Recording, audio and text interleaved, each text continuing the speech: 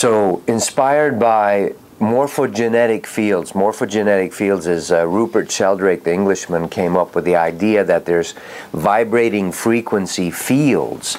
Sort of, Carl Jung talked about it too, collective fields of patterns. In other words, people learn to play football, let's say, and then it becomes the morphogenetic field of football.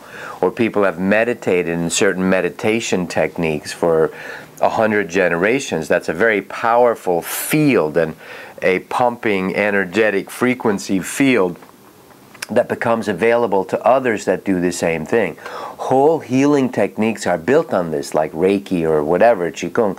They're all made up. It's all made up because initially and originally we really are just balls of light. We're spheres of light. That's why the orb phenomena, that is why when we really go to heaven, we go to the causal world, we turn into just these spheres of light or points of light. And from there we build bodies, we build auras, we build chakras, all that stuff. It's all made up. It's all created from the nothing, the void, the everything. So these morphogenetic fields are just historical patterns that we have. Now when the historical patterns become owning you and they're big and constrict you and this is how it is, the truth, they can become your prison.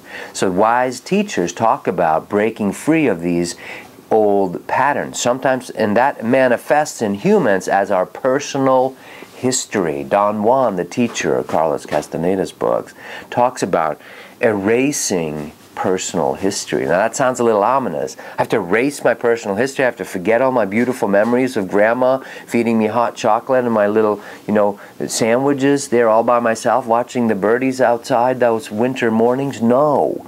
It is not about erasing who you were. That's the fear. The mind will throw that up. Is it about remembering? Dismembering is taking things apart. Remembering is putting ourselves back together. And so in transmuting, in activating, I would call it, your personal history, in remembering more of your personal history, this is something we have to go through in the wake-up process. In a way, you have to let go of the unconscious way, the subconscious way of holding on to your history. This is my family, this is who we are, these are our traditions, these are all our, and we feel that's very sacred, family, sacred, but it becomes a prison at a certain point because you become stuck in it. I'll give you an example. One of my neighbors recently shared with me that she'd been hauling around this piano for 40 years. And she said, we were talking about it, and she said, well, it was my mother's piano. It was my mother's piano, and it was the love I had with her as she showed me as a little girl how to play the piano. And those were cherished memories of heart exchange and love exchange with my mother. So that translated into, I need to haul the piano across the country from Brooklyn to Arizona, for 40 years hauling it around. And one day she said, she woke up and said, I can keep those cherished memories as patterns of energy and I don't need to haul the physical piano around.